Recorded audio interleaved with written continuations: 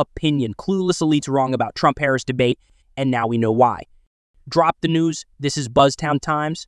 As the dust is settling from the first debate between President Donald Trump and Vice President Kamala Harris, the political elites are failing to understand how badly Harris failed to achieve her objectives.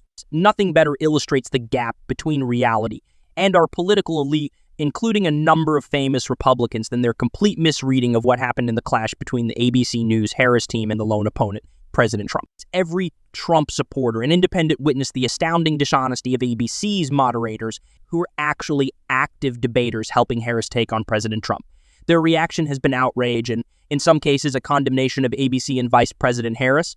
One observer said to me they didn't have to give her the questions. She was clearly giving them the questions. The fact that one of her closest friends is also in charge of ABC News just further confirmed for many Americans that the fix was in and the whole thing was rigged.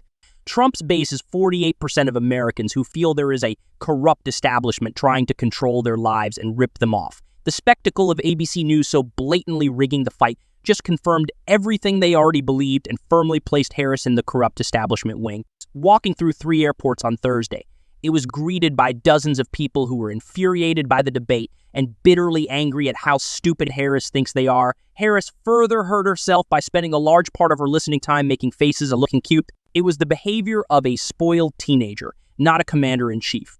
The elites value style over substance. They would like everyone to behave as though they were at a Washington cocktail party. Most Americans are not so highfalutin. Most Americans do not appreciate well-dressed, clever people treating them as if they are ignorant and incapable of realizing when they are being manipulated and lied to. The simple fact is, Vice President Harris can't tell the truth because an honest admission of her beliefs and the failures of the last 3.5 years would doom her campaign. The ABC team did all it could to stop President Trump from telling the truth about her. The most glaring example was the blunt intervention that there were no states in which babies could be left to die after they were born. That was an outright lie. The truth is that in Tim Walz's Minnesota, at least 8 babies have been left to die after botched abortions. It is a matter of public record. If you want a pro-infanticide vice president, then Tampon Tim is your guy. President Trump's great attraction to the supporters who have been with him through thick and thin is precisely that he is not an F-fat, fawning, dishonest, and manipulative cretin from the governing class. Remember, they've stuck with him through the Russia hoax, a multi-year investigation, 2 impeachments, multiple lawsuits, and slanderous attacks by the left-wing propaganda media. You can like him or dislike him, admire him or disdain him, but what you get is the authentic Trump.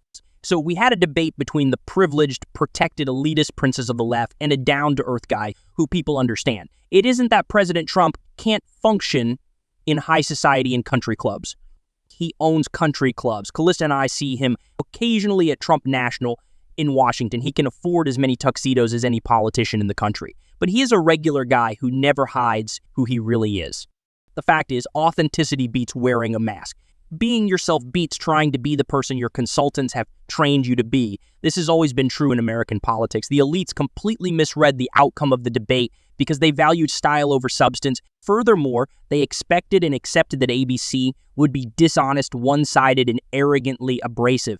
As elitists, they figured that an outsider like President Trump deserved that kind of treatment. The great genius of the Founding Fathers was understanding that freedom ultimately depends upon all the people, not just the elite. Further, Abraham Lincoln's admonition that with popular sentiment, anything is possible. Without popular sentiment, nothing is possible is still true.